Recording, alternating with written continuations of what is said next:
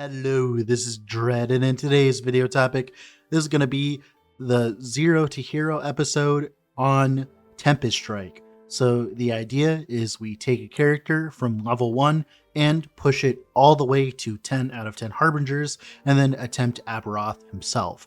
Now, I'll be honest with you, I'm not entirely sure how this build is going to go at all. I severely doubt Tempest Strike's viability, but we'll see what happens. But this time, what I'm going to do is I'm going to bring you guys with me. So I'm going to show you guys the whole entire process this time around, and you guys get to just sit home and watch.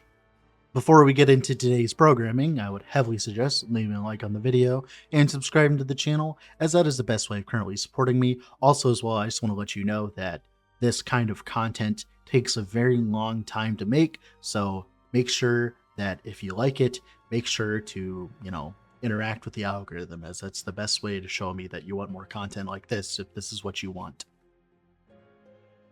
All right, so here's me in character selection. Right now, I'm thinking about what name I should put in, and this time it's going to be Tempest Shit.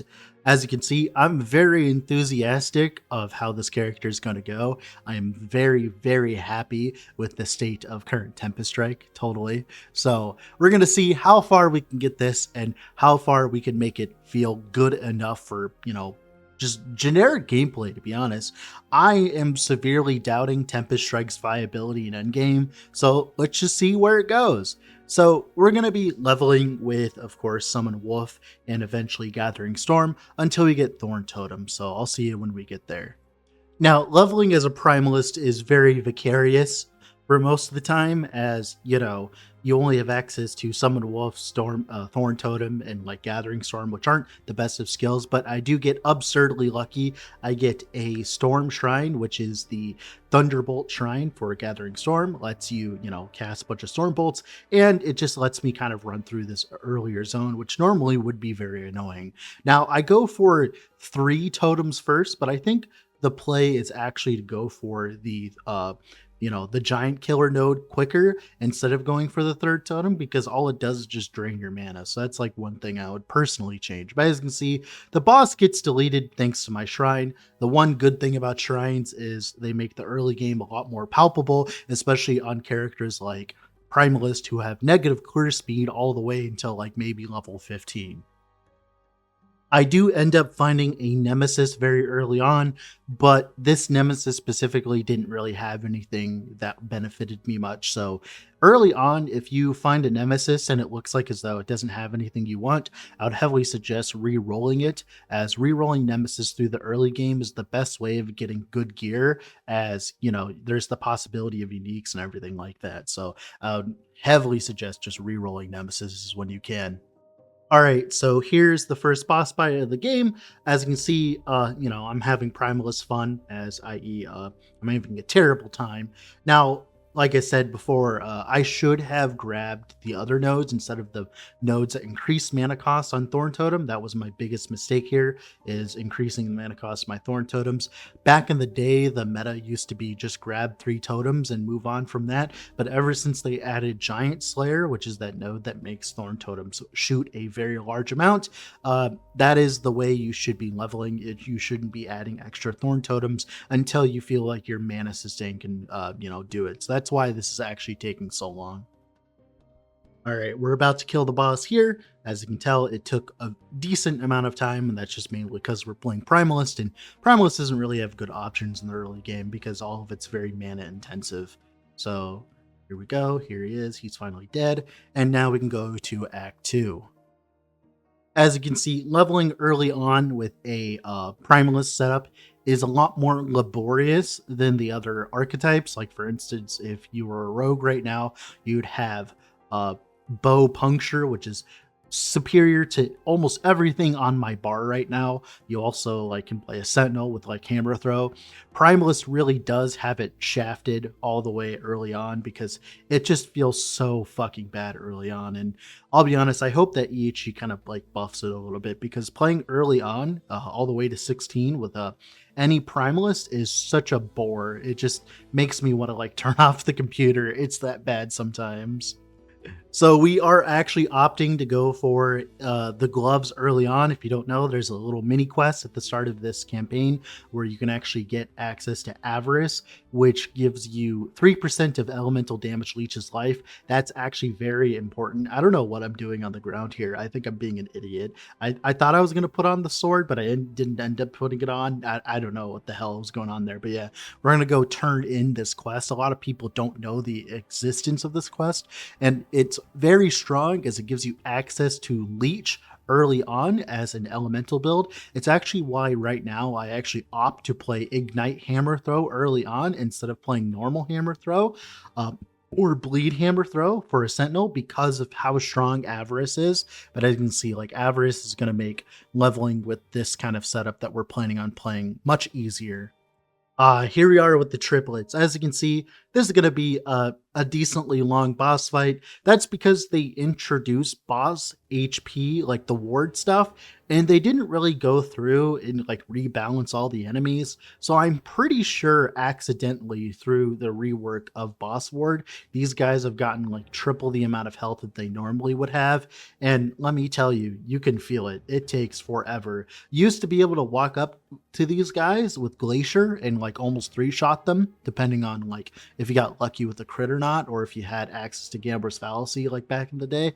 And now it takes absolutely forever in comparison. Like, don't feel bad about this specific part of the campaign taking forever. I'm pretty sure they just forgot about it. Like, don't get me wrong, I don't mind longer boss fights, but I think one of the first boss fights in the game is definitely not where, where the length should be, right?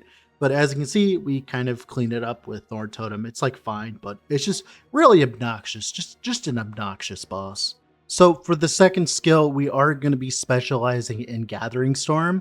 The main reason why we're specializing in Gathering Storm and let's say not Swipe is because I'm going to try to transition into Tempest Strike early so that we can actually play with it instead of, leveling with a different build all the way to 40, because people really don't like that for some reason. So we're going to try to transition to Tempest Strike as early as possible, but that requires us to actually invest into Gathering Storm early, which means we don't get the massive flat damage that Thorn Totems get while utilizing Swipe and stuff like that. So now, one thing I will note, when you are focusing on leveling early on, especially with something like this, get a two-handed weapon with a lot of ailment chance. Ailments do a very large amount of damage in the early game because they're kind of balanced around end game, to be honest. They're not balanced around early game. As you can see, I actually die because I'm an idiot. I'll be honest, when I was playing this, I was slightly intoxicated, so, forgive my gameplay. As you can see, though, we focus on utilizing Gathering Storm with some ailment chance. And the reason why that works so well is because we don't really care about the damage that our Storm bolts are doing. We just care about the fact that we hit a bunch of times in a row. As you can see here, I dropped like a 2 LP, tier 2 ignite on hit, and I'm like, okay, but we actually got a staff with spell damage and ignite chance at the same time, which is just a lot of extra early game damage. Now, as you can see here, that ailment chance is actually kind of working out really well. As you can see, we have like a bleed or two and an ignite or two, and that is giving us absurd amounts of DPS that we normally wouldn't have at this stage. And this works pretty much for any class right now. You can just force as much ailment chance in any skill that hits a bunch. That's kind of like what most characters level with right now. Now, people in the community, including like Lizard, all think that like ailment chance is kind of overpowered in early game, and I agree with them. Ailment chance is overpowered in early game, but to be honest, I really hate how damage spongy bosses are early on. So anything that gives me a little bit of damage is nice. Also, as you can see, we get some movement speed, so we're going to be going way quicker now. Now we are going to be going for a Storm Totem approach with Shaman. Shaman's Storm Totem early on is very, very strong. Like, it is really strong. Like, Storm Totem can carry your entire early game progression. As you can see, we have Gathering Storm and we have Storm Totem. Now, we are going to be specializing Gathering Storm in a very, very specific way. That's actually why we're grabbing Caspia. As you can see here, we're actually getting Friends of the Forest, I think that's the name of the node. I can't remember. I'll put it up on screen. But essentially the way this works is if we have 1 to 15 stacks of Gathering Storm, on minion hit chance based on the element that we choose for Gathering Storm. They have a 45% chance to give us a storm stack on hit. And turns out this is actually utterly absurd with Storm Totem in general. Now, as you can see here, we actually whack with our Gathering Storm here a little bit and then have Storm Totem do the rest. As you can see, it's actually giving us a very large amount of storm stacks very quickly. Even like 5, 6 is unheard of early on with Gathering Storm, as you know, it takes a lot of attack speed to get it up and running. So just having a way of generating those storm stacks while leveling and passively too, while you're walking around and stuff. Like for instance, every single time it hits one of those mobs with those lightning strikes, there's a 45% chance to get a storm stack. And if you didn't know, it also shotguns as well. As you can see here, I'm putting a lot of my points into hybrid damage affixes. So like for instance, affixes where I get a lot of minion spell damage and normal spell damage. The reason being is right now early on, we can't really focus too much on one damage type because you know, early on, you kind of just want as much damage as possible. It doesn't matter where it comes from. And in this case, it's coming from Storm Totem because it does a lot of damage and it kind of scales all the way into end game, into early end game as well. It just does that much damage. And then, of course, as you can see, I'm getting like 13 storm stacks. That's absurd early on. So this is definitely one of the ways of leveling up Shaman right now. Now, to give you an idea of how absurd the damage can get if you do it properly, here's Storm Totem plus Gathering Storm at the same time. As you can see, we get a Gathering Storm every second, which are applying ailments thanks to us. And of course, as well, we grab the Shock Chance inside Storm Totem's tree, so we're getting a massive negative 20% resistance bonus on enemies as well. And as you can see, we just do just a large amount of damage. And that's normally not a thing Primalist does early on, is damage. But thankfully, Storm Totem is overpowered. All right, this is where I finally get access to Tempest Strike. So the idea here is we apply our storm stacks with our storm totem, right? And we make sure we get a few storm stacks, of course. Then we consume them utilizing Tempest Strike. And I found that this is actually pretty decent while leveling. As you can see, our damage is actually pretty high, all things considered. And that's mainly because of the storm stuff from Tempest Strike in combination with all the storm stacks, in combination with, of course, Storm Totem. It's just 3 different damage sources early on, and you kind of want to stack as many damage sources as possible, as you can see. And Tempest Strike is actually holding its own for once, which is pretty exciting. We actually drop the bleed belt really early on, the Thornslinger, and that is a huge multiplier to damage. So try to use your Runes of Ascendance and stuff like that on that early on. As you can see, it just gives you just a large amount of extra bleeds, which are, you know, just extra damage. As you can see as well, the Ignite chance is ramping on the enemy as well. That's all our Storm stacks doing that, and our Tempest Strike. As you can see, the damage is pretty high, all things considered, for a Shaman. A Shaman used to be terrible in terms of damage. One little neat trick you can do as well is if you use a Terra's Blessing on the Storm Totem, it'll give it some cast speed and some percent damage as well. So that's just large amounts of damage we're dishing out here, as you can see. And whenever I actually get to sit in melee range, I actually, you know, keep consuming storm stacks, which then of course Storm Totem replenishes those. And that's pretty much the entire build in the end game, is just, you know, consuming storm stacks. That was pretty clean, all things considered, for a boss kill early on. Normally, this boss is absurdly dangerous with its high amount of damage Ignite stacks, but with the combined might of Avarice, the Ignite stacks, and all the lightning damage I'm doing, and the leech, and all the damage I'm doing, makes it a lot easier. Normally, that boss is just absurdly annoying for most builds, especially if you don't have access to any leech, but, you know, as you can see, it was pretty easy, all things considered, for us. Now, we actually just hit level 27 in a 26 zone. That's not because I've been sitting around trying to kill enemies. It's because that's just how strong Storm Totem is early on. It just completely obliterates most enemies early on, and it's just really nice to have all this extra clear with Storm Totem when you're just walking around. Like right now, I am stopping to kill mobs here and there, but in theory, if you were to just go full Storm Totem, you could just ignore entire packs and let Storm Totem deal with them. It is actually absurd. As you can see, I'm just getting stuck on terrain for some reason. I have no idea why. As you can see here, I'm actually going to the Gambler really early. That's because I actually dropped a decent scepter with decent damage damage and ignite chance on it, and I went and grabbed the dual wield node, and I'm trying to upgrade my build significantly by adding more damage. As you can see here, we got a decent sword, so we can get some attack speed on it, so we can use Tempest Strike more often. We get the shred as well. That on top of all of our Gathering Storm procs and stuff should lead to a lot of extra damage early on, especially with our new scepter here. So overall, this should feel really good, like when we're just messing around early on. Now, to give you an idea of how absurd our damage is early on, here's Hearten. As you can see, he's getting absolutely shredded. He's got a bunch of ignite chance, bunch of bleed chance, cap shock, and armor shred. All of this combined makes quick work of him because, you know, of course, Storm Totem on top of our Gathering Storm, on top of our Tempest Strike just is enough to delete him pretty much there, as you can see. Very beautiful, very clean, very nice to see Shaman being able to actually kill stuff. Here's another boss here just to showcase how absurd our damage is. Normally this guy's pretty tanky, but thanks to all of our extra damage here that we have, also I believe we have a shrine as well. Yeah, the attack speed shrine, just letting us just go way faster. Just easily deleted. So nice. Now, I was being a little bit squishy early on, but that was because I didn't have that much access to Fizzres, which I just capped. And here's another little mini boss here, just to show you what damage we can pump out when we have our triage of skills set up. It's just lots and lots of damage when we actually get to punch stuff. We are a little squishy right now, but that's just because, you know, we're dueling as a shaman early on with not much HP scaling, but we definitely have the damage to back up our squishiness. Now, here is the most obnoxious level in the campaign.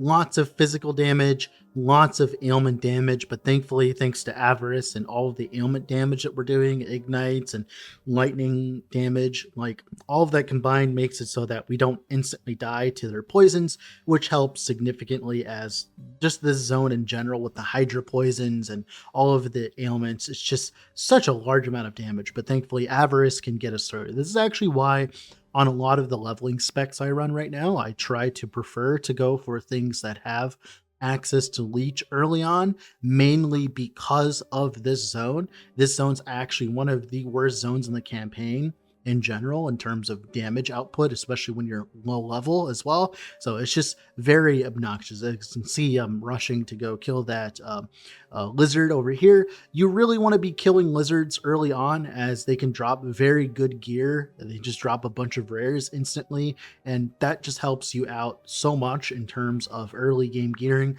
Makes you actually have decent gear by the time you get to monoliths, which is nice.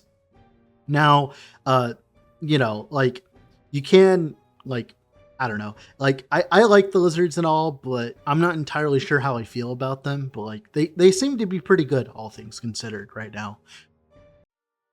As you can see here, just absolutely shredding through rares, trying to get my way to Xeric currently. Now, whenever he goes into a shell form, you can see all the little block ticks there. Like, we are hitting so much right now, thanks to all of our Gathering Storms and all of our Storm Totems and stuff. We are just legitimately hitting so many times per second, and it just makes me so proud to see it. It's so nice. All right, here's the duo. This is a very good indicator of how much damage you have, depending how quickly you breeze past these guys. And as you can see, we have the damage. We definitely have the damage. You know, this triage of skills definitely works very well early on. I think Storm Totem itself, sadly, is just stronger, but that's just like, you know, just shows you how strong Storm Totem is, right? is stronger than this. But, you know, all things considered, the Storm Stack stuff is just so good early on. I'm kind of happy that I found this tech. It'll make leveling like any shaman or primalist in general just a lot more entertaining in the future, as you can always change the damage to physical instead and do way better because of that. Now, I'm just going to save you a lot of time. I'll be honest, Act 4 went about as smoothly as Act 3 did. We just, you know, blast through all the content here. I'm trying to figure out exactly what points I'm going to grab. Probably the storm stack related stuff. But yeah, just another showcase of the damage here real quick after getting through campaign. The power creep over the past few years has been insane. Normally this boss would take maybe a minute, but like that, I just did it in like 30 seconds, just to show you just how much damage Storm Totem in combination with all this does. Now, here's our first mono. Usually, the first few monos right out of the campaign are very obnoxious, as you are not geared at all, and you're like usually like 20 levels under due to the uh, flawed scaling system that we have right now for Last Epoch. But as you can see, I just take it on the chin and just take it with pride.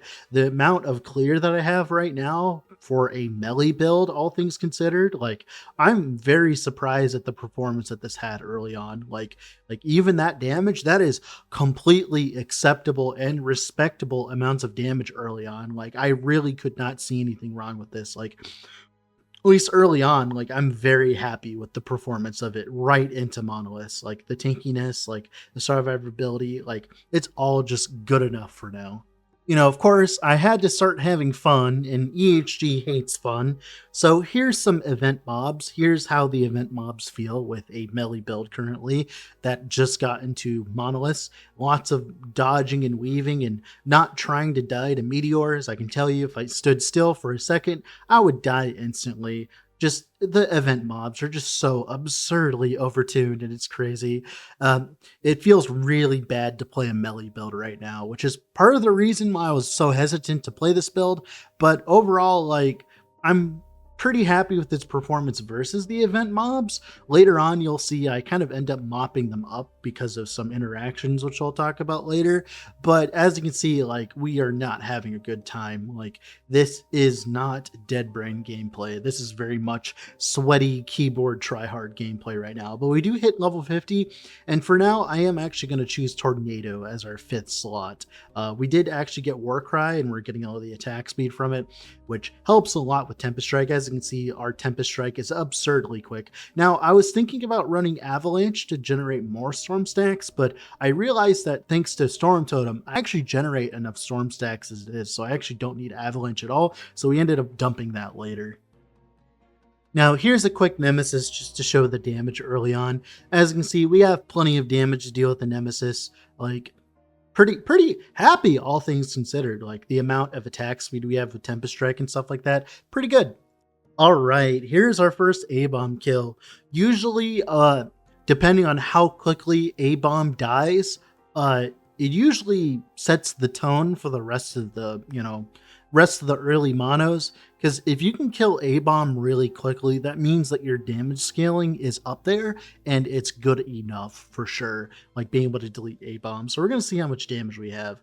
We're going to pull him over here with Warcry. That's like one of the nice things about Warcry. But as you can see, the damage is definitely there. The power creep in the game has gotten so high that, like, most builds, if they're built correctly, or if you're playing the correct kind of build, you can delete A-bomb pretty quickly, and I'm very happy with that performance. So here's the first Rye mono. Of course, we're still like maybe 15 to 20 levels under. This is where I'm experimenting with Tornado. As you can see, I actually experiment a lot while I'm leveling and when I'm playing builds. I don't just like choose one thing and play around with it. I end up monkeying around with my skills constantly and trying to find the perfect fit. And early on, I decided to try out Tornado because it can get like 10% movement speed and 20% attack against speed. I do actually change this later, but we are using Tornado early on. It seemed fine for the most part. Now, something interesting that you can see here, my mana is like up and down right now, and that's mainly because we're going to be grabbing the node that makes so Stormbolts deal more damage based on your max mana. And there is a very specific reason why I'm doing this, which I'll explain later. But right now, our mana management is a little poor, but that's not a big deal to us right now. As you can see, like I'm just zooming right now. It's great. Okay, so here's our Rye kill. It's a little bit more difficult than the A-bomb kill, and that's just because I have literally no void res at the time. Also, as well, I have to actually move. But as you can see, like, we do plenty of damage. We can kill Rye pretty quickly if we just stand still like this. We have the damage. Now, I'm not entirely sure if this is Gathering Storm or if this is Tornado, but I'm pretty sure Gathering Storm is a decent amount of our damage considering how many stacks we're constantly making. I don't think they meant you to get this many Storm stacks this early on, which is why we're just blazing through bosses right now. I'm pretty happy with it. Like, I'm pretty happy that a melee build's actually decent early on. It's a, change of fresh air. Like, it's like such a breath of fresh air. just being able to actually have a good time with the melee build. All right, so here's the first Lagan mono. This is where things start getting much more serious, mainly in terms of my performance, because we're casting that many storm stacks right now, but also as well just uh, you know divine era mobs are definitely more strong than the rest of the game, but outside barring the event mobs. If you're to ignore the event mobs, right, the divine era mobs are definitely the most dangerous out of all of them. But I'll be honest, after doing with the event mobs for so long now, I'm kind of, I don't know, placeboed against the divine era mobs. Like, I pretty much don't care when I see them anymore. I used to scowl and be annoyed when I see them, but like, in comparison to like the event mobs, dude, like, I'll take the divine era mobs any day. Like, actually being able to kill stuff with decent damage is great. As you can see, the performance on this build is lacking in terms of actual frame rate performance. So your results may vary. All things considered, I have a decent computer and it's still a little bit laggy. Who knows? Who knows? It might come to bite us in the ass later. Who knows? Who knows? Now, here's the second phase of Lagan, just to, quickly get to that. As you can see, the damage is fine. Being able to blaze past Lagan's second HP bar is pretty good. That's a good indicator that your build doesn't fucking suck. The fact that you can blaze through Lagan early on, as you can see here.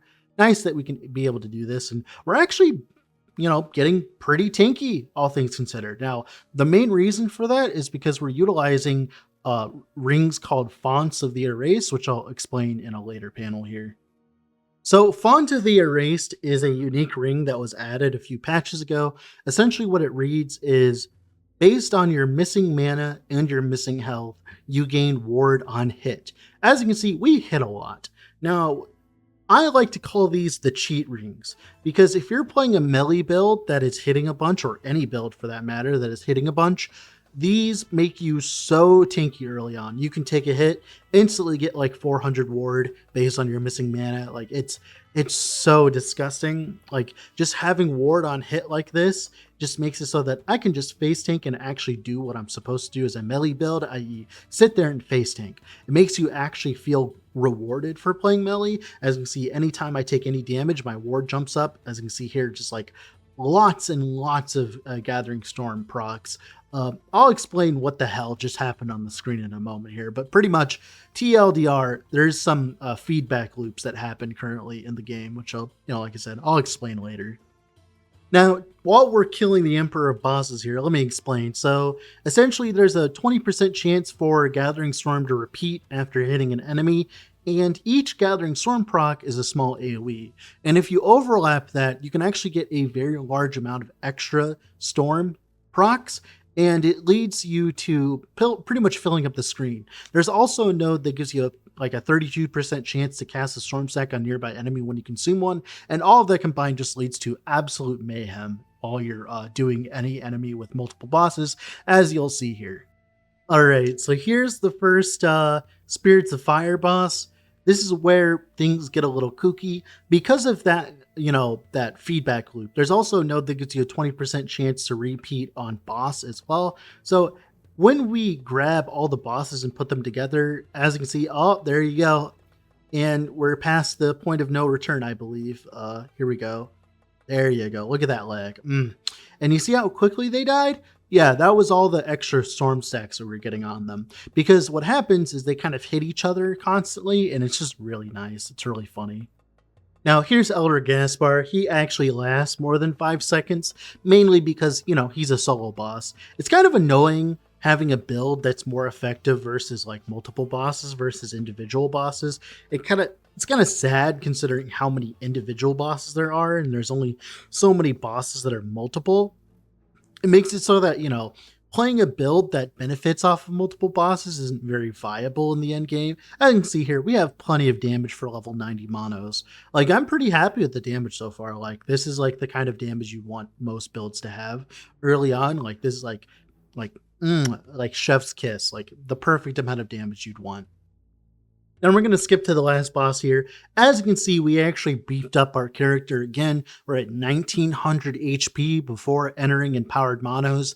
That is like around about the amount of HP that you'd want for this kind of stuff. Like, for most characters anyways, at least 2k HP entering empowered monos, because if you have anything less than that, you're just gonna like walk up to any mob and they're gonna crit you and kill you instantly. And see here, plenty of damage coming from Herat thanks to, having multiple enemies near him. This boss is pretty snores for the most part, unless he gets stuck in the wall, which then he becomes absurdly obnoxious. Um, Overall, what are my thoughts on the build so far? I think it is fine. I think it felt really good early on, all things considered, right?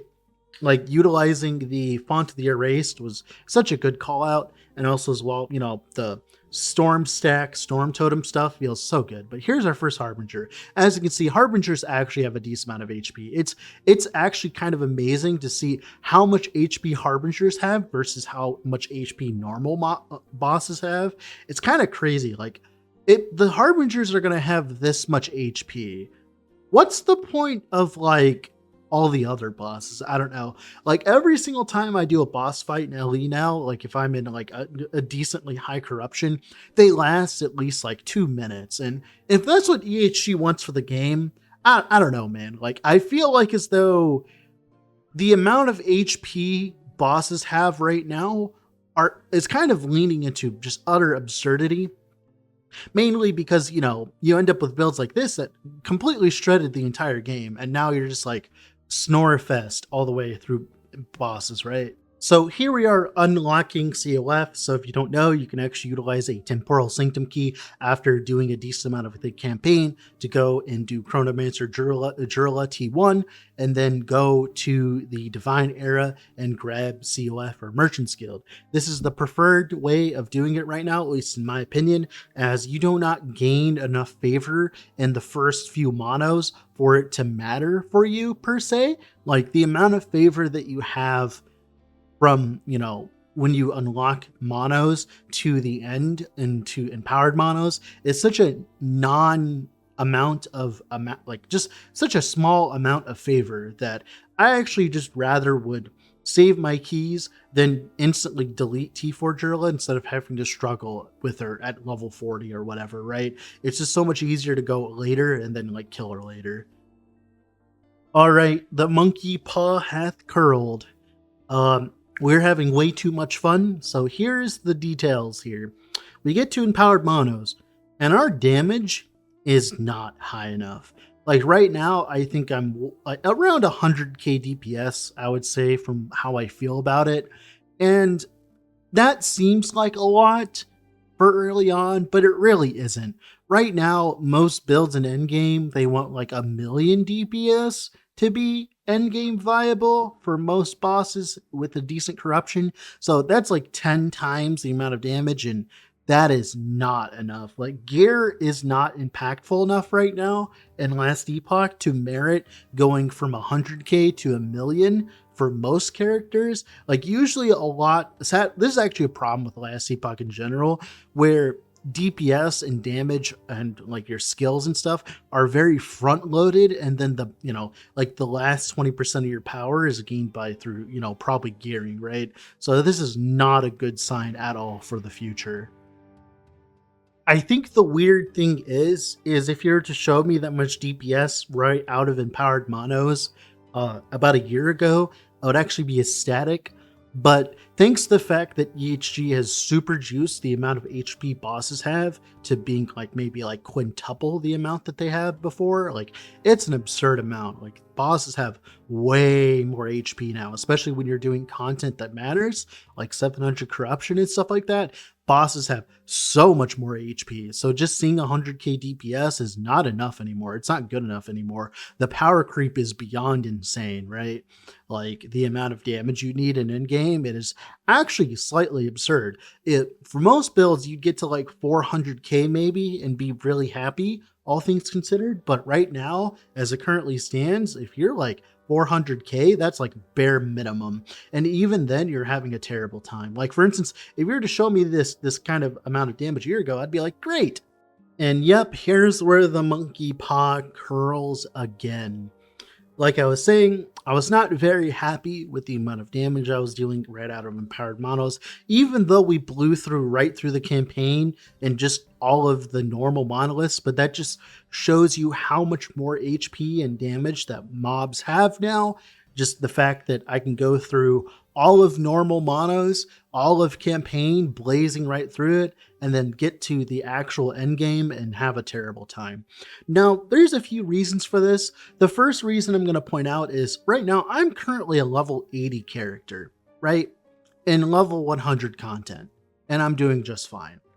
I think that's absurd. If you're going to have a level in the upper right, like on the screen to, denote what level the content is, it should actually matter. It shouldn't be a complete joke. Like, it shouldn't be a meme, right? Like, if you're in level 100 content as a level 80, you should have a terrible time, which is currently what's happening. But with the current landscape of how, builds scale and stuff like that, most builds get to level 80 and then go to Empowered Monos, because the way that the content works, the way that the leveling system works, is all of that combined. But here's the Harbinger of Chaos. This boss is so obnoxious. As you can see, like, just absurd amounts of damage early on. But sadly, due to the way that the Harbinger system works, you have to fight every single Harbinger, which means that you kind of need to fight, the early ones, like the hard ones early. Like, it leads to your early progression just being very obnoxious. I couldn't imagine fighting these Harbingers of Chaos with this build at like 300 corruption. It would be absolutely like absurdly obnoxious. And the thing is, it's not even like quote unquote hard per se. Like, I can do them and they're fine. They're just obnoxious because they make me have to think for more than 5 seconds, which is such a difference compared to the rest of the game. Like, there's a very huge dissonance of whoever designed the rest of the game and who designed the Harbingers of Chaos. I know that they're supposed to be endgame bosses, and I want them to be hard, like they are. They did a really good job in that regard. But the fact that I killed Lagon in half the amount of time of this guy, like, I think it's kind of absurd. Like, I think they do enough damage. I just think that, like, they're just HP sponges, dude. Like, I don't think bosses need to be HP sponges. I don't know about you guys, but when I play an ARPG, I don't need a boss to last more than like a minute or two, depending on what we're doing. Specifically, like, let's say like in this case, these are effectively like Shaper Guardians in terms of Path of Exile, if you played Path of Exile. So, like, I don't play Path of Exile and have my Phoenix take like 3 minutes, right? Like, I would be happy if I did it in a minute or so. So having these Harbingers last so long, even though I'm doing a decent amount of damage, it's kind of crazy. That just shows you how much the power creep has gotten, where like this is considered slow for how much HP they have and stuff like that. Now, of course, the Harbingers of Chaos are very annoying because they're very mobile, which means as a melee build, like, this is absolute hell as a melee build, like absolute hell. Now, to give you a lot of whiplash based on what just happened earlier, here's like what a normal boss is like in Last Epoch right now. As you can see, like, sure, there's like dodgeable things. He's like standing around enough for me to actually be able to DPS him as a melee build. And I do plenty of damage, and he doesn't take like 5 years. That's what I mean by like the dissonance between how long it takes to kill a Harbinger versus how long it takes to kill like a Boribus or whatever. Like, if the Harbinger died this fast, I don't think there'd be a problem, especially early on. Like, I feel like right now the current endgame scaling is a little fucked, a little lopsided in terms of early on, and later on it's like fine, but like early on, just the base amount of HP things has is crazy. Of course, it wouldn't be the end of a character if I did not put on MTX. I really like the Shark MTX for Primalist. It looks very obnoxious and it's very entertaining. I love it. Although I don't really like the back attachment per se, but everything else about the Scourge of the Deep stuff is pretty cool. I really like the portal. Like, I am absolutely in love with the Call of the Deep portal, but like that back attachment, it can kind of go. I don't really like that. Now, I just want to give you an idea here. This fight is 6 minutes long right now for the second Harbinger, right? Because this is one of the more difficult ones. And 2 minutes of that is the Husk of Elder Gaspar. And the last 4 minutes are the Harbinger. And that's just how much dodging I have to do to keep up with the Harbinger of Fear. Like I said, I don't necessarily mind the difficulty of them.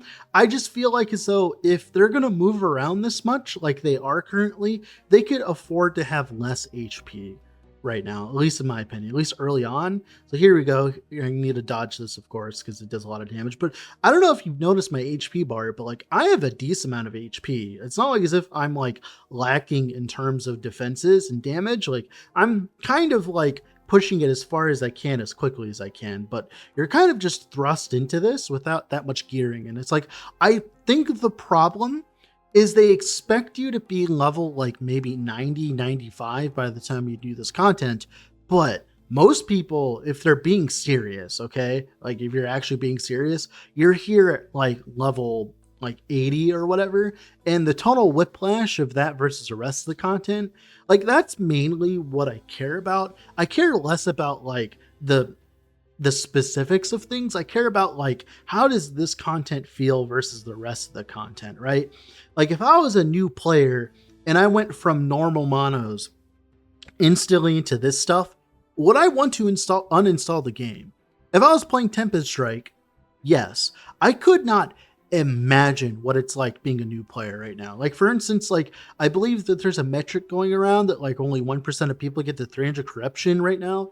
Yeah, no fucking shit, dude. Like this is so painful. Like if I'm having pain, I know what I'm doing in terms of scaling my build and all that. Obviously, I'm playing kind of a mediocre build, right? Don't get me wrong, but I know what I'm doing. And if I'm having a terrible time, I could not imagine how a new player would feel dealing with this kind of boss early on. I hope to God that they're willing to, spend a little bit of time to grind a little bit more. And I think that's what they want you to do, is they want you to spend more time grinding a little bit more. But I don't know. It just feels like such a dissonance to the rest of the game.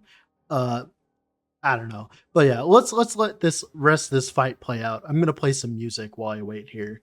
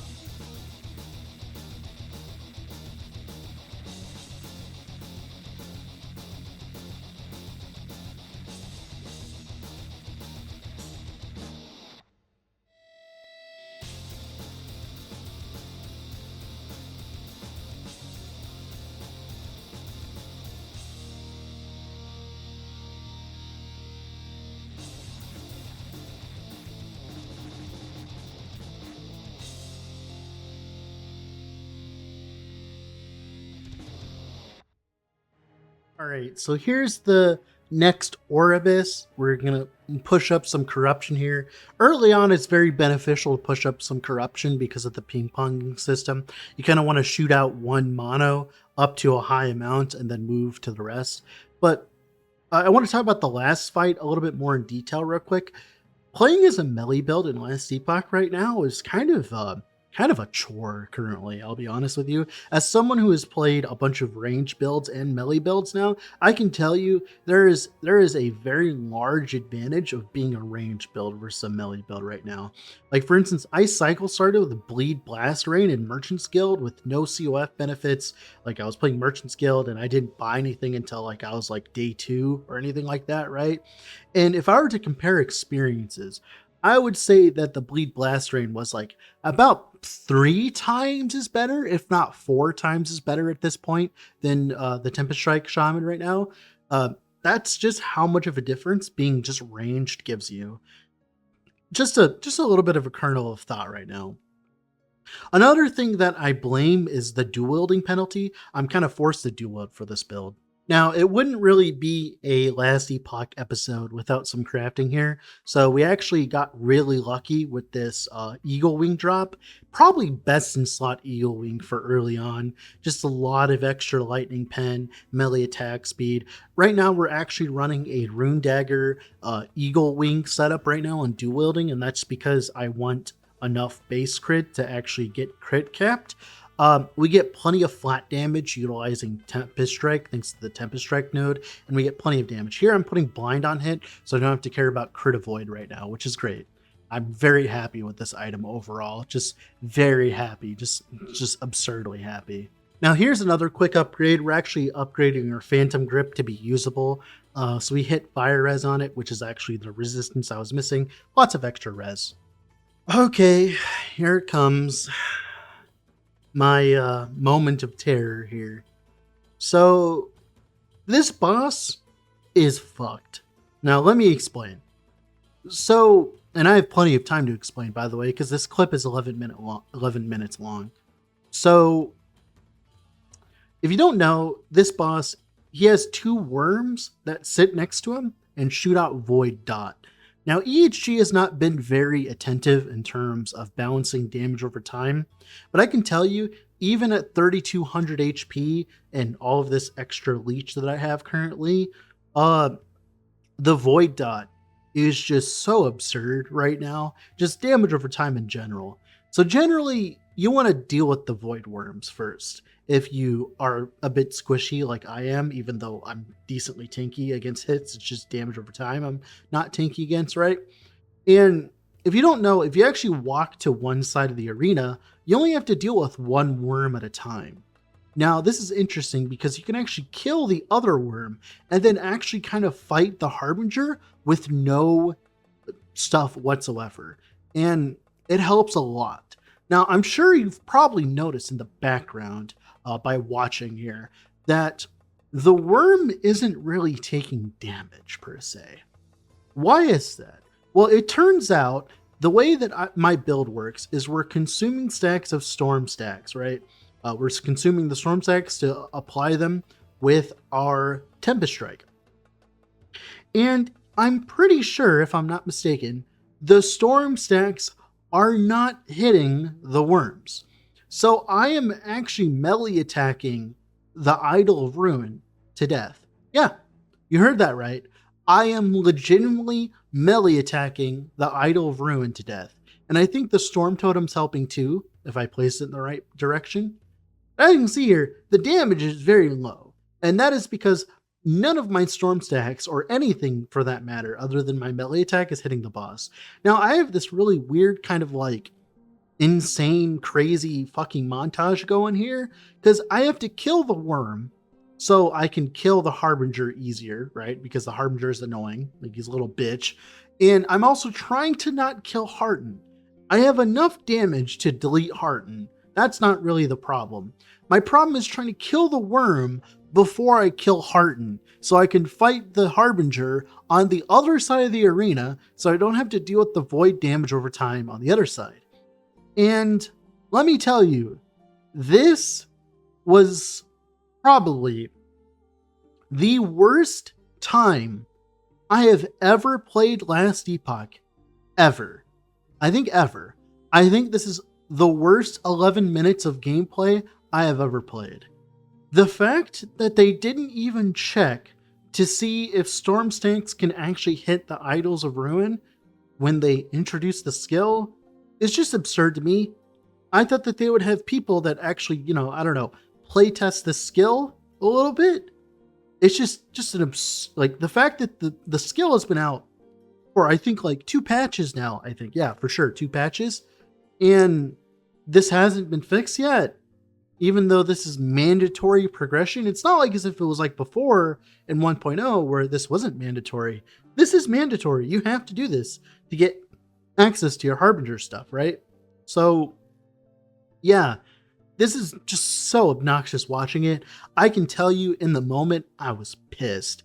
I was so fucking pissed, dude. Like, look at those numbers. Look at me having to dodge heart and stuff. And the problem is too, since I'm hitting him with only my melee attack, right? Guess what? My leech is zilch. So I have to take all this void dot while also trying to not hit Hearten. Because remember, I'm trying to do this so I can make the Harbinger easier. If this was any other build, this would probably be way easier. But because of the fact that I chose a skill that Epoch recently implemented, it means that we have like a large amount of bugs to deal with. So as you can see here, I'm still trying to kill the Idol rune while also not killing Hearten, which is just feels bad, man. Dude, I hate playing melee builds in this game. Like, I don't know how you can make melee builds feel so bad. Like, I really don't understand why they have such a hate boner for melee builds, why even just putting on dual wielding makes you 9% increased damage. There's just so many things that are wrong with what I'm watching on the screen right now that I want to puke, but I can't because I have to finish this. But it's like this is the kind of shit that makes people quit the game, dude. Like, this is why the cycle refresh didn't have that many people playing. It's stuff like this where it's like everything else is fine, but there's just that one little thing. There's so many bugs, and this just happens to be one of them. As you can see, the Idol of Ruin is almost dead. I know I've been rambling this whole time, but I don't know what else I can do while I wait for this catastrophe to finish.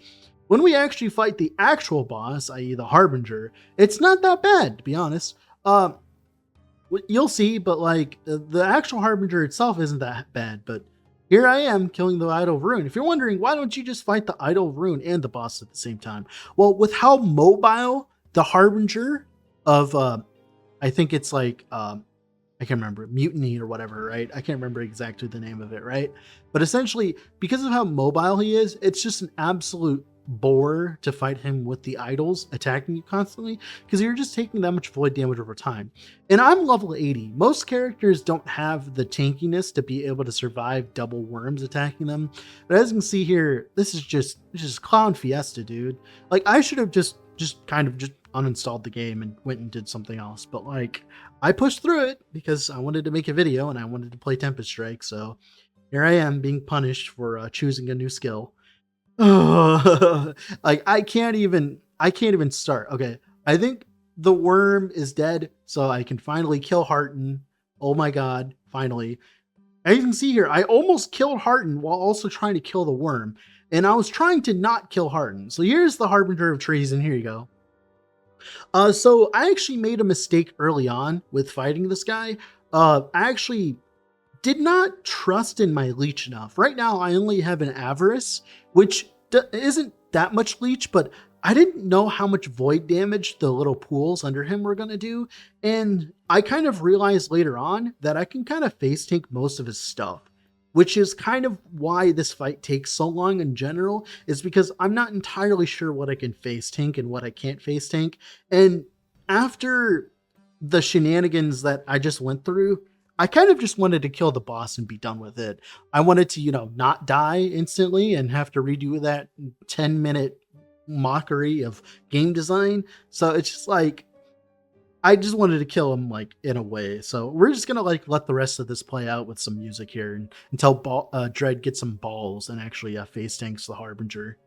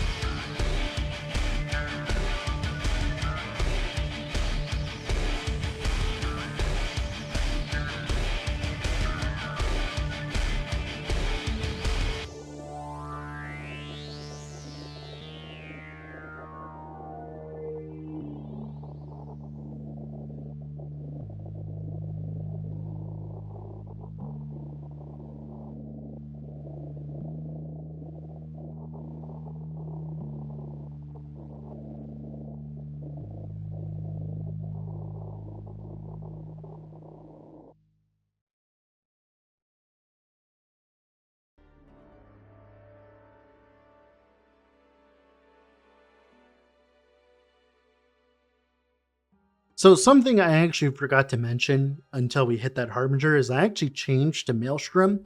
And the reason being is it actually ends up being way more effective than Tornado, because not only does it give me Frenzy and Haste, it also gives me access to even more Storm stacks or even more Storm hits or whatever in the tree. So it ends up being better. It's about the same amount of mana, all things considered. And it ended up being way better than Tornado in the end. So we actually ended up changing to it. Well, now that we are to the fifth Harbinger, the Harbinger of War, we can talk about my overall thoughts on Tempest Strike, as thankfully, due to the lack of damage that I have with Tempest Strike, it gives me plenty of time to ramble. So, my thoughts on Tempest Strike. I think that the skill is absurdly undertuned right now. I think they were way too cautious with the numbers specifically. I think the tree itself can be salvaged if the numbers are appropriate. And what do I mean by that? Well, right now, the way that I have it set up, if you want to focus on one Tempest, which you're heavily incentivized to do with the way that the tree works, uh, you don't really get much benefit out of it. So, for instance, you have to attack 3 times, right? Every time you want to see a Tempest of your choosing. In this regard, it's Thunder Tempest. And Thunder Tempest itself, I don't know if you've ever looked, but all the Tempests have absurdly low amounts of added damage effectiveness. It's like 100%. So why am I wasting 3 melee attacks to do a 100% effectiveness damage skill? Now, of course, you can double it with, of course, Storm Totem, but my point still stands. Like, the damage is absurdly low for what you're doing. If they could just, they could probably triple the amount of added damage effectiveness the Tempests have and have it not affect the game that much. It wouldn't make it very strong for leveling, but I don't know, maybe Primalist deserves to have more leveling skills. I don't know, other than like specific ones. So maybe that could be fine. I really do think they could give Tempest Strike like 3 times the amount of damage in terms of its base tree and be fine. Because I don't know if you've noticed, but most of the damage on this build comes from Gathering Storm. I tried to spec Tempest Strike for damage, and it just does not do enough for me to care. Like, I would have instantly have deleted the character, and it would have been worse than Cinder Strike, for God's sakes. So thankfully we have Gathering Storm to at least try to carry us. But Tempest Strike really is in a pit, which is really weird because they just reworked it. I'm like, did they actually like test it? Like, I don't know. I love 11th Hour Games, okay? I've been covering their game for the past 4 years now, okay? And I'm saying this with the amount of love that I can give for loving this game for 4 years. What the hell, dude? Why is Tempest Strike so low damage? Like, how could they rework it and not actually test it in endgame? That's like my thing. Like, I've said it before and I'll say it again. EHG needs to hire an accountant to do the math on all these skills and to normalize them in that regard. Like, I feel like as though Tempest Strike doing this little damage while like Falconer doing the absurd amount of damage it does, like, it's just such a crazy tonal shift to go from this to like Falconer. And that's why we kind of rag on Falconer so much. Like, we wouldn't rag on Falconer so much if things like this didn't exist in the game, dude. Like Tempest Strike specifically. There are very niche things you can do with Tempest Strike currently, but they are not worth it in comparison to like everything else in the game. And it's just kind of sad. It's just kind of depressing because like I love this game. I want to see it prosper, but it feels like as though sometimes they just don't spend long enough like working on the damage of things. Cause like your skill tree can be all pretty and cool and have all 20,000 different things and different ways of playing it. But if the skill doesn't do enough damage, dude, the skill doesn't do enough damage. Now, of course, here's another quick Oribus here. This is going to push us to around almost 300 corruption, which makes it so that the rest of the time that we're farming the Harbingers is very easy thanks to the catch-up mechanic that they introduced this patch, making it so that, you know, you can actually get to Harbingers way quicker than it was before. And trust me, it's way better now. All right, well, now here's some 300 corruption gameplay for the Tempest Strike build. And I can tell you, thanks to the needles and stuff like that, my character has progressed through endgame a little bit faster than it should, per se, in my opinion. I feel like as though I need significantly more gear to progress this fast in monos and stuff like that. And this is with the event and stuff like that, right? So it's a little interesting. Uh, I feel like as though corruption scales really hard now in a way that like isn't really pleasurable for the player. Uh, Mainly because like back in the day, being at 150% more health and damage was like how everyone kind of just played the game for the most part. Pushing farther wasn't really that worth it per se. So having it be weird like this, where like actual end game where like you get decent favor per hour is like 700-ish corruption, where like favor per hour really starts jamming. Like that's like about almost 4 times as difficult as before, at least the bosses specifically. The normal mobs, maybe they're fine because like we had modifiers on them before, so it's kind of comparable. But for the bosses, them having like 4 times the amount of the HP was fine, right? But then they kind of moved where they like multiplied boss HP by like 5, and it like because of like the new boss ward system where like it kind of punishes builds with low DPS again. So it's just kind of like I don't know. I don't know. It's just like this is kind of weird how I feel about it, because I feel like as though over the past year the expectations of what is a good build and what is not a good build has like went through the roof, in my opinion. It's crazy. Like I think it's crazy. All right, here's a belt upgrade we desperately needed. Like getting a belt with flat armor on it and a bunch of HP on it is just absolutely insane for progression, as it boosts your HP up significantly here. As you can see, I'm trying to get some percent HP to put on my belt here. Just very nice having the Praetorian belt in the game now, giving us a very large amount of base armor, which makes me feel way better, just so much better. Like, oh, it's so much better having this amount of HP. And I was kind of lacking on mana regen as well, so we really needed that extra HP here.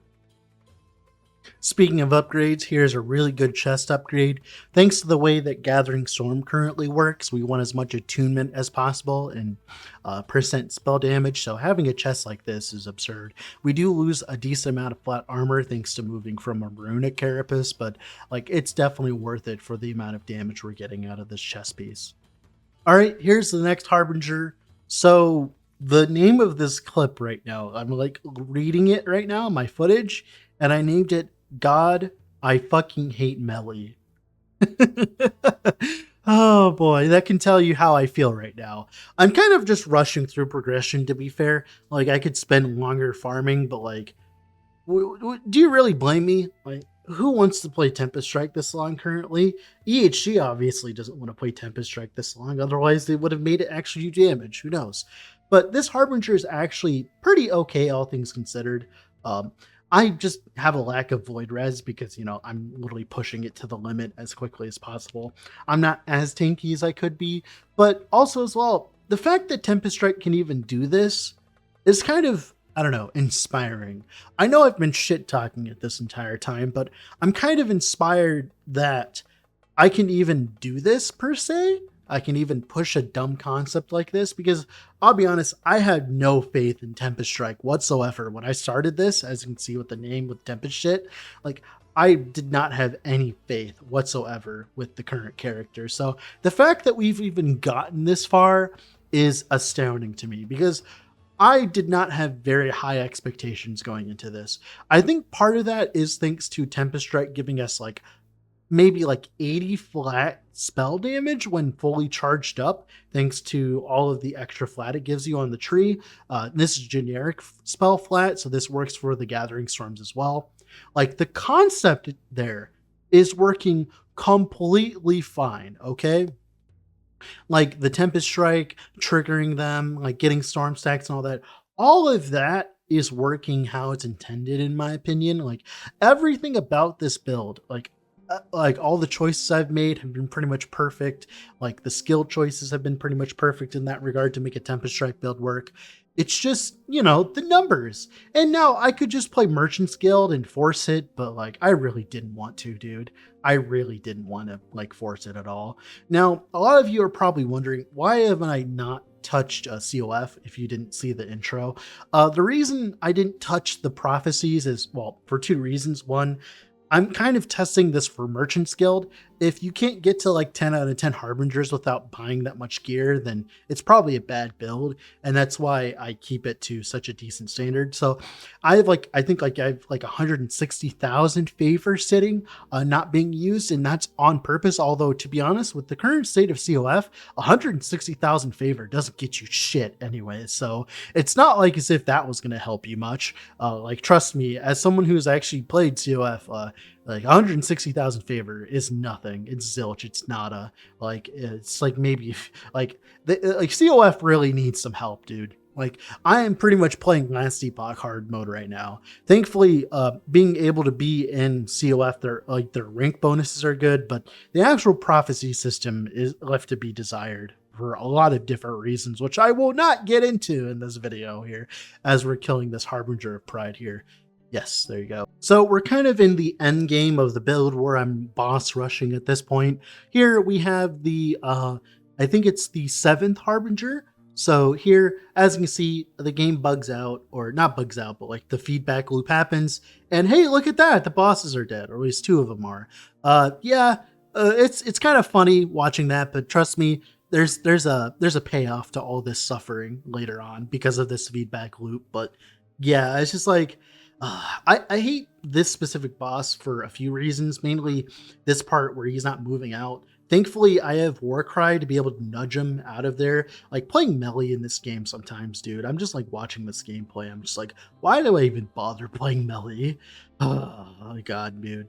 Like, I know PoE, it's kind of bad, but it's not this bad. I've played melee builds and had fun times in Path of Exile. This is different. This Harbinger was very difficult for me for exactly the wrong reasons. For some reason, that necrotic explosion there does a very large amount of damage. Also, I kept getting chipped by the little melee dudes he summons, like those void purple melee dudes. I kept getting hit by them even though I was standing outside their AoE. It's definitely not the most telegraphed attack of where they actually hit, per se. Like, I actually don't know where they hit, like their melee hitbox and stuff like that. These boulders are a little obnoxious, but with a little bit of juking, you can deal with them. I will say, I'm not gonna lie though, playing Tempest Strike like this and playing a bad build like this has made me better at the game. And I know that sounds weird, but it's made me better at the game because now I actually know how to fight these bosses in a decent amount. Like, I've had my fair share of practice and stuff ever since they came out, but like, this is real practice, you know? Playing a really bad build or like a mediocre build really does teach you how these guys function and what you can stand in, what kind of gear you need, stuff like that. It helps a lot. Because now when I go play like other random builds that are like way better than this, like, I can do them with no sweat in comparison, right? And that's like one thing I do appreciate out of this entire thing is that I have gotten better at the game because of it. Even after 4 years, I'm still learning things. It's kind of crazy. Like I said, I love this game. It's just, oh my god, is Tempest Strike bad? Like, it's funny because it's just like I said before, it's numbers. Look at that fucking meteor chonk me for 3,100. Have you guys ever fought the guys in this mono specifically, like the boulder mages? Yeah, they do so much damage. That's actually why I don't farm this mono when I actually do like actual endgame content, mainly because the boulder dudes, they just do so much damage. I have no idea why, but they do so much damage. But yeah, as you can see, we're being forced to stick around. Like, the damage actually unironically isn't even that bad per se. Like, for the fact that this is like maybe, I think like maybe 20 hours into the character per se, I don't know, something like that. This is definitely like the second day of the character, right? For being the second day of the character, and for me just kind of taking it casually per se, I'm pretty happy with the results. It's just, I'm just stuck thinking about other builds and how they would function in this spot, and they would all like do better. And that's because, you know, they don't have terrible number tuning unlike Tempest Strike. And that's really all it is. It's like, it's so weird how numbers in a video game can ruin the experience. Like, they've had such a cool vision of having skills and like all this skill diversity and stuff and all that, just for it to be kind of ruined by bad numbers. Like, I'm pretty sure there's a lot of skills, like Cinder Strike, for instance, the one I played recently. If it just had good numbers, it would actually not be that bad of a playstyle. But yeah, here's Herald of Ash dead, finally. So I am going to skip to the end of this Harbinger fight just for brevity's sake. I feel like you guys have gotten really the picture of how much damage we're dealing with right now. So, you know how it works. This one's actually one of the easier Harbingers. That's actually why we fight the Harbingers in such a weird way, where we fight the difficult ones first, is because with the corruption scaling, I couldn't imagine fighting all of the small Harbingers versus the fat ones. The fat ones are so much easier. As you can see, like, I can literally kind of just sit here and do damage, and I do almost respectable amounts of damage because of it. All right, here's the 9th Harbinger, same thing. Way easier than all the Harbingers before. Only a 4-minute boss fight combined with the small dude and this guy. Like, to be honest, it makes the damage almost look respectable. Almost. Like I said, I could deal with some more damage, but like overall, I'm pretty happy, all things considered, considering this is Tempest Strike. All right, now here's the final boss. Now this boss specifically was kind of difficult, all things considered, mainly because playing a melee build with his one specific attack where he shoots out a bunch of the zombies, and the overlaps are kind of absurd sometimes, I'll be honest with you. I really do not like the overlaps that the zombies do, because it makes it really hard to stand, and it's very melee unfriendly. Like, if I was playing, like I said, Blast Rain, like I said before, I could kind of just sit in a corner and just like DPS him down. But like, as a melee build, I have to actually get up front and personal with him, which reduces my DPS uptime. Now, in Path of Exile, they fixed this by making melee skills actually do decent damage, but in Last Epoch, the melee skills do not do enough damage to make up for the fact that you have to sit there like this. It's definitely a little bit annoying. Now we're going to skip ahead a little bit just for brevity, but to give you honesty here, the whole clip is 7 minutes long, mainly because I have to spend a large majority of it dodging, specifically the first phase. The Harbinger of Destruction actually is the easiest Harbinger by far. Out of all the Harbingers, this guy, he's like, you should always leave this guy last. He is like so much easier than the rest of the pack. Like, he just kind of sits there in the middle and does nothing, which feels good for a build that's been pretty much borderline destroyed this entire time. Like, it feels good actually having, you know, a time where I can just sit there and actually do melee damage with my melee build, other than very specific circumstances where he does like the void damage pools on top of you and stuff. But like, that's just something we're used to. Now, they've actually been talking about the ward system and how they're not happy with it. And I think one Reddit user pointed out specifically that like they could make it so that the ward decays way faster, but you have significantly more ward. And I think that should be the way to go, where it kind of like sits there for maybe 5 seconds and goes away. I think that would be fair, in my opinion, personally. Anyways, but yeah, here's the 10th Harbinger, marking the end of the playthrough for the Tempest Strike character. Very happy to finally be done with it indeed. Now, here is my first attempt at Oribus, because, Aberoth, because why not? And, let's just put it like this. There's something going on. As you can see here, we're getting that feedback loop here. They're about to sit next to each other, and, there you go. And, yeah, that was the first one. Now let's wait for the second one.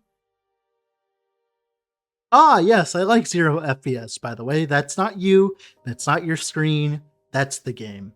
Look at me. I'm even like, what the fuck?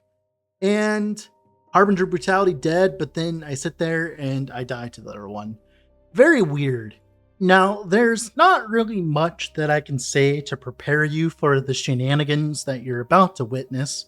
I just want to let you know I did not kill Aberoth because for reasons which I'll explain later.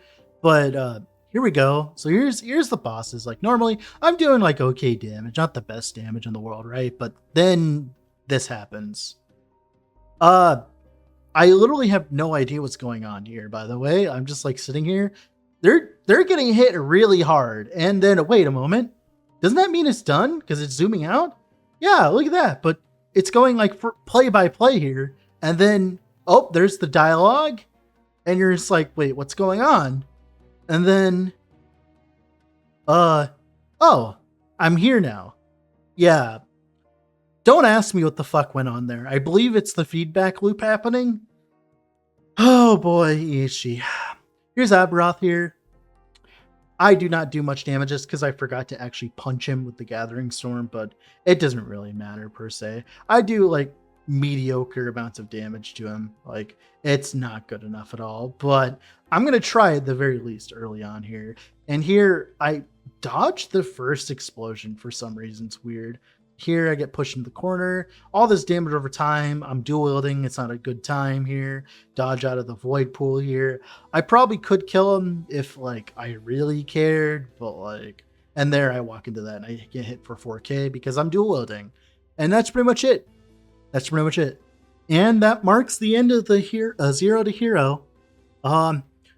I was very happy with the first half of the character, going through monos and stuff, but sadly, due to the absurd power creep that we've been experiencing, even being very good for 90% of the game doesn't mean anything for the rest of the 10%. Now, I'm pretty happy that the game is going in a direction where you require more gear to be able to actually do endgame content. Don't get me wrong. The problem is there's a very large amount of builds right now that just don't give a shit.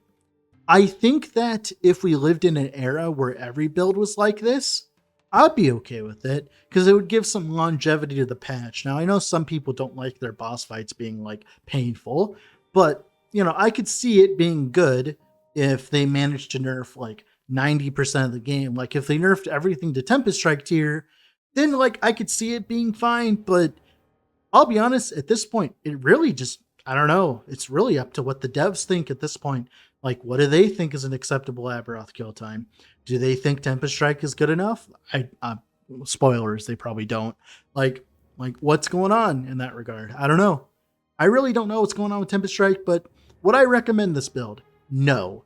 Now, of course, my recommendations will never make you make a decision anyway, so if you were to play this build, I would suggest playing it in Merchant's Guild and tricking it out with good gear. Because if you're going to play something like this, you should be playing in Merchant's Guild so you can get all your gear for cheap and to quickly like get good gear in comparison. Because like there's a lot of upgrades you can do, scale more attack speed, attunement. There's a lot of things you can do with this to make it better. All right, so here we are in game with the character here. So we're going to do it like we normally do a guide, just for the people who really want to stick to the end. So as you can see here, we're running Tempest Strike. I made a mistake. You should not care about Thunder Tempest at all. You should just take these nodes out, maybe take some nodes out here, and then focus it on some other things, like, I don't know. But specifically here, Thunder Tempest does not do enough damage to merit its existence right now, which is very unfortunate, all things considered. I thought it was going to be way better than it was, and it was really bad. But it was kind of okay for trash, but it was not good enough for single target at all. So yeah, definitely dump that. Go for just triple removal on the Tempest and all that. And you'd be good to go. Then for Gathering Storm here, we're mainly rushing down here to get Friends of the Tempest to get all that chance. Turns out Storm Totem plus Storm Totem is enough to sustain me on Storm stacks on single target with this setup, which is nice. Gives me a lot of extra damage and pretty much carries my single target in my clear.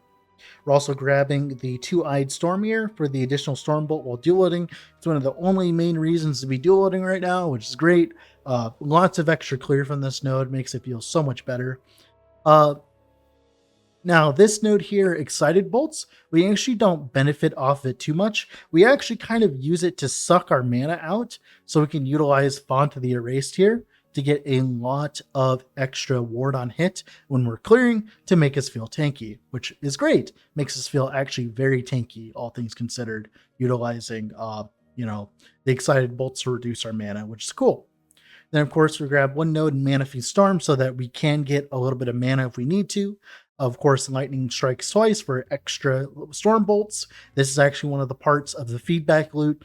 This on top of this leads to a feedback loop where you end up casting a very large amount of storm bolts in a very short amount of time, causing a very large amount of lag. Go nuts. Then we grab Storm Gatherers so we can get extra Storm stacks, so 20% more Storm stacks in general, so that our Storm Totem can keep up with our Tempest Strike. Then eventually you'd want this to get extra Storm Bolts, but the problem is, like I said, is plus levels. We'd need way more plus levels to make that work. Then 4 nodes in Concentrated Storm to get the more damage. Now, one thing that's interesting is I would suggest you dump the stuff here, right? And ignore Tempest Strike entirely in terms of damage and just go entirely into Gathering Storm. Use Maelstrom, right? And the crit chance from Maelstrom. And that on top of that, which means you can dump the Rune Dagger or the Eagle Wing, probably the Rune Dagger, and go with the Scepter for attack speed or something like that. And that should make your crit way better, which means you can dump like the Phantom Grip, for instance, and a lot of crit on gear and be crit capped way quicker. The only reason I was trying to cap my crit for everything was specifically because I thought that Thunder Tempest was going to give me a decent amount of damage. Turns out it's not that much damage at all, thanks to all the scaling. But so you should be focusing way more on Gathering Storm. So grabbing Rending Vortex with some plus levels and stuff like that would be, in my opinion, the way to go. Also, so I don't think I need all 40% chance on this. Maybe 30% chance would be fine. You would have to fuck with that though. Then Warcry, Utility Warcry, not really much there to say. You get the pull, the attack speed, the crit chance and crit chance here. Lots of free crit chance and attack speed. Literally unplayable without it. Then Maelstrom here. Maelstrom's mainly here for the Windswept for the haste, the Wind Fury for the attack speed, then for the Power of the Storm to give you a bunch of extra Storm Bolts cast at enemies to give you decent amounts of clear. And that's pretty much it for the skills, like other than Storm Totem. Storm Totem, you just want cast speed area so that it overlaps on single targets so you get more chances to hit to give you more Storm stacks. Then, of course, we can grab the massive 40% movement speed here. This actually also shock chance caps you as well on single target, which is cool, so you don't need shock chance on gear or anything. Then 3 points into ground and conduit for a little bit of percent increased lightning damage. I wish there was more lightning damage. It could be like maybe 20% more lightning damage or maybe more lightning damage per attunement. I could see that making this way better, something like that. Then 4 points in the mana efficiency, so it's only like 6 mana to actually cast the Storm Totem. And that's pretty much it for the skills. Let's talk about the passives that are important. So for passives, I was finishing Cornered Beast, but grabbing as much HP as possible so we can be tanky. The dual wield, of course. Beastmaster here, getting less damage taken from nearby enemies, getting the 2 points in Boar Heart, so we get 15% less damage taken if we've been hit by a melee attack, and trust me, this happens enough now with all the new bosses. Then 5 points into Call of the Pack for the flat HP. As you can see, there's a theme of a lot of flat HP, attunement, pen, then attack speed. One thing I regret is not putting enough armor into this, getting more armor, attack speed, 8 points into Tempest form for the mana gained on Gathering Storm hit. Also as well the flat HP, of course.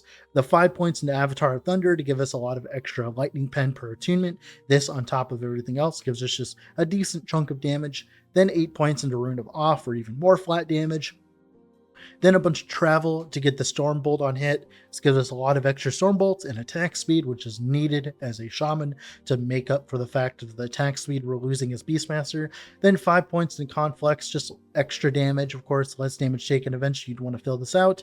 Then eventually you'd want to fill out Ascendant Circle for 8% more damage. That'd be great, but I'm only level 92 and there's like a lot of HP. I've had to over invest into survivability just to be able to deal with the Harbingers. So maybe once you get better gear than what I'm currently running, you could take some out of HP here and put it into the more damage here. HP and armor specifically, and then some attack speed. And that's pretty much it for that. Let's talk about blessings. So my blessings are all fucked. This should be Crit Multi or Spell Leech, either one. This should be Lightning Shred, probably, although the Lightning Res does give us pen on our Tempest Strike. criminally low amount, by the way. Should be way more than 5%, like 1-to-1. Should be like, this should literally give Tempest Strike like 75% lightning pen right now, in my opinion. Uh, Here, all res is fine because we get blind on hit. This can be armor percent, and then this is flat armor. And that's pretty much it for blessings. Let's talk about gearing, shall we? So there's nothing mandatory per se, but you eventually want to grab a Font of the Erased to make you way tankier while clearing. You want to grab a Tusk Great Helm for the leech on the helmet in combination with the Bleeding Heart. The Tusk Great Helm kept me going until I got a Bleeding Heart. Use all your Runes of Ascendances on amulets and stuff. Then for the Rune Dagger here, attack speed, crit chance, shred, pretty perfect for the most part. Could have been better, but like, you know, it's hard to get a really good Rune Dagger, especially as a Primalist. Then Eagle Wing here, literally best in slot Eagle Wing for the most part. Literally could not complain about it. Absolutely amazing. Chest here, percent damage of any kind, attunement, HP, belt here. Eventually you'd want lightning damage, but otherwise perfect. We have a Phantom Grip here. Could have better modifiers, but the Phantom Grip helps me cap my crit quicker. We just need like a little bit more crit to be capped, but we're pretty happy with that. Gloves here, attack speed, attunement, HP, some endurance as well to actually get our endurance level up. Then Citadel boots, these are like perfect other than that dex not being attunement, but otherwise very happy with these boots. Then the relic here, attunement, crit multi, would really like some more crit multi. That's like part of the problem too with this character right now is our crit multi isn't that high. We can make it much better. I think crit multi would make this build feel a lot better if we like doubled our damage by getting some crit multi. So one thing I would suggest, like I said, is changing this to the Maelstrom setup and go all crit, all with Gathering Storm, and completely ignoring Tempest Strike here, completely ignore it and just play Gathering Storm build with Tempest Strike attached. Then of course get all that crit.